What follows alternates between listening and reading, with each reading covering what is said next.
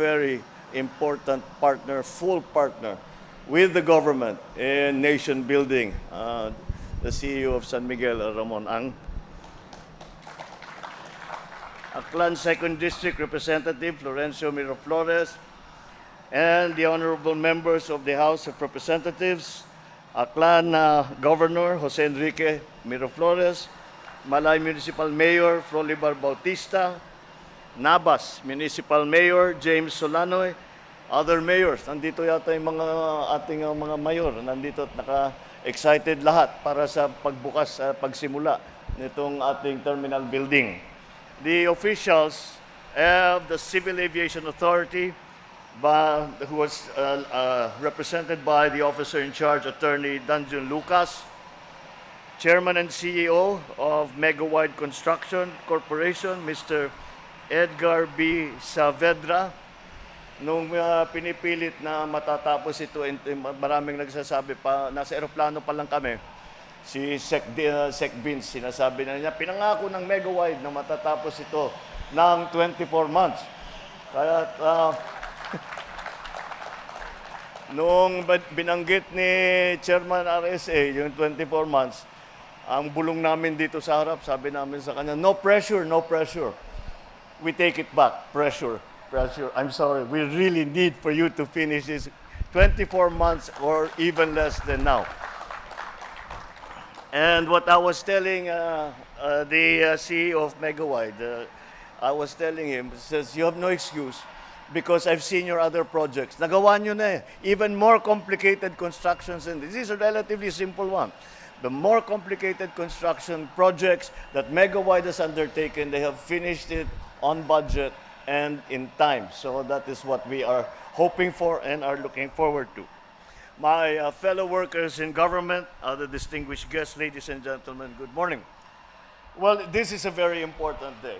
As Chairman Ramon has very clearly laid out, this is what we could refer to as a much-awaited project dahil ang dami-daming pinagdaanan, nasimulaan, natigil, nalipat, maraming pagbabago bago tayo umabot dito sa araw na ito.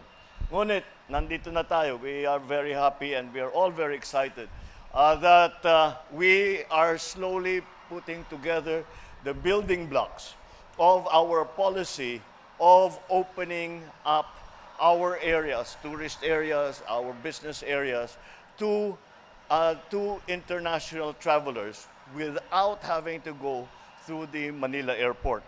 And this is simply because, although Manila Airport is improving once again because of the concession agreement that we made with San Miguel, it is improving and we are going to increase the capacity in terms of passengers per hour, movements per hour, in terms of passengers and travelers per year.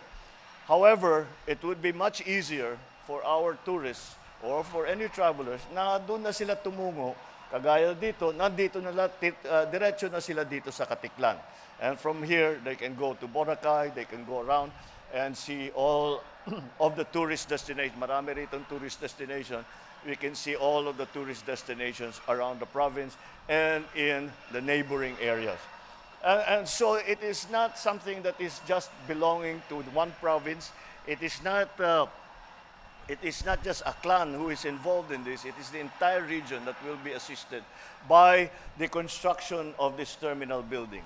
The influx of people, of travelers, is going to be a big boost to the local economy and, I might add, the national economy. Tourism right now contributes close to 8% to our GDP. And that is something that we want to increase. And that is why these projects that we have are also very important. We are doing the same things for many regional airports. We have been talking about Iloilo. We have made agreements in Bohol, in Siargao, and there will be others more. Ngayon pinag-uusapan pa lang, so I don't want to let the cat out of the bag because they are still in discussions. But the idea is to open up the Philippines not necessarily only through Manila, but on international flights coming from Europe, coming from Southeast Asia, coming directly to the tourist destinations. And in this case, maganda, tama yung nabanggit kanina that it is better here because the ferry experience is very important and very much part of the experience of. I remember coming here as a vacationer, and pagsakay mo sa bangka, eto na, bakasyon na ito. This is where the vacation starts. And so we are making that experience even better. Boracay now is a much nicer place to visit than it was a few years back. And we are doing the same things, as I said, with the other tourist destinations, with the other business destinations. Hindi lang tourist, pero yung mga lugar na gusto nating i-develop na sa ngayon ay maliit ang airport, hindi mapuntahan o mahirap puntahan, ay pag nabuksan ang mga airport dyan, talagang makikita natin maraming magbabago. So this is one step in what you have to describe is going to be the beginning of the journey. And that journey is to bring the Philippines once again to the forefront of the rest of the world, to bring the Philippines once again to the top of mind of the rest of the world, that this is a place where people can invest, this is a place where people can come to have a vacation, this is a place where the businessmen can come and do business to the benefit of their own interests and, of course, of the country. And so that is how important today is, and I'm very, very happy to have come today and to witness the groundbreaking and to be part of this groundbreaking. And it is already in my schedule, and 24 months I am coming to cut the ribbon. Kung pwede mong gawing 18, I won't complain. Kita mo, masarap kausap tong Megawide, very hindi sila umaatras sa challenge. So thank you all. Once again, as was mentioned, the problems that occurred here are the usual problems when it comes to infrastructure, right of way, land acquisition. And that's why kailangan natin pasalamatan ang local governments, dahil kung hindi sa local government, both on the provincial and the municipal side, kung hindi sa inyong tulong, hindi namin magagawa at hindi namin mabubuo yung daan kung saan kailangan ma-expropriate o kailangan magkaroon ng negotiation. At we always turn to local governments to help us. And once again, that has been fruitful.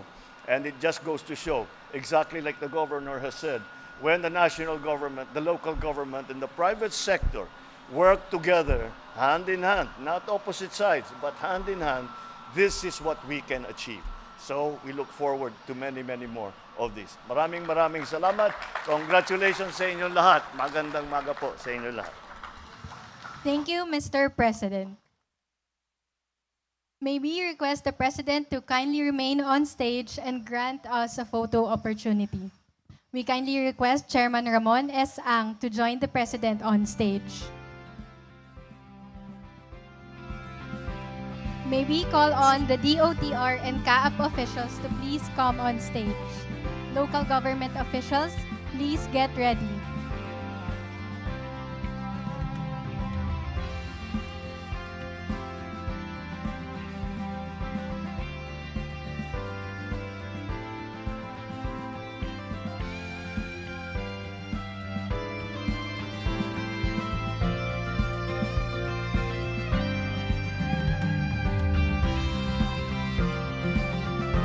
DOTR and CAAP officials, please exit to your right.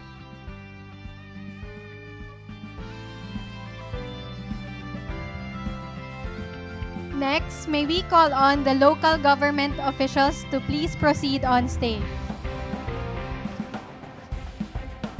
SMC and Megawide officials and staff, please get ready.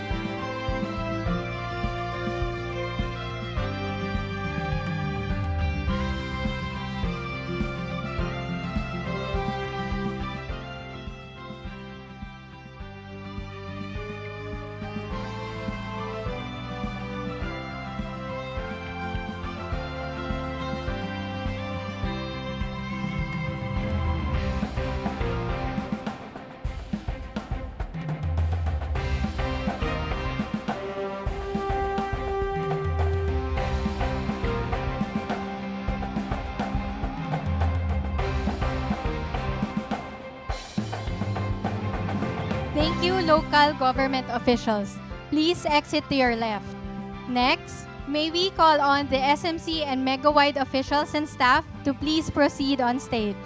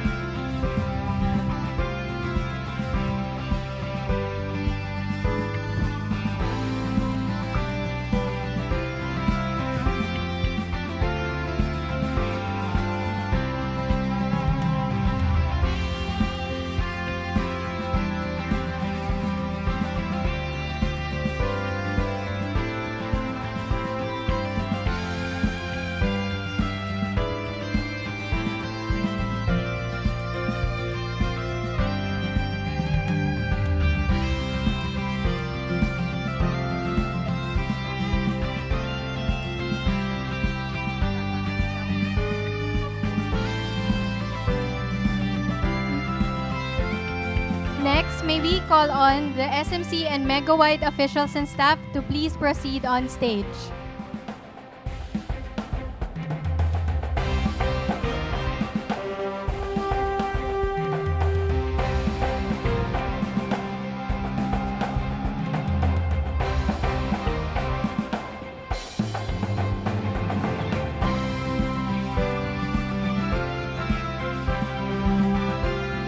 Again, may we call on the SMC and Megawide officials and staff to please proceed on stage.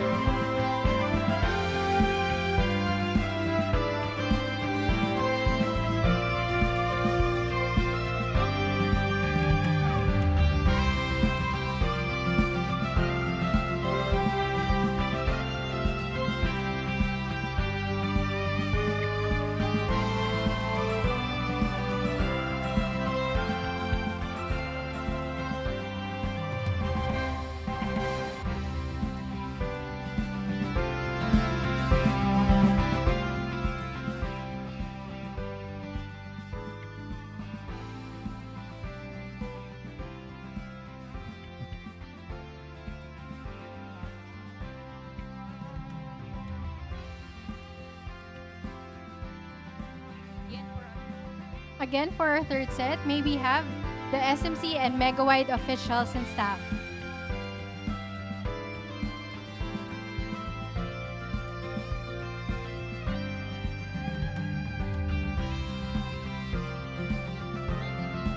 Thank you, SMC and Megawide officials. Please exit to your right. Thank you, Mr. President. That ends our photo opportunity. And that concludes our program for today. Thank you, Mr. President, for gracing us with your presence. Once again,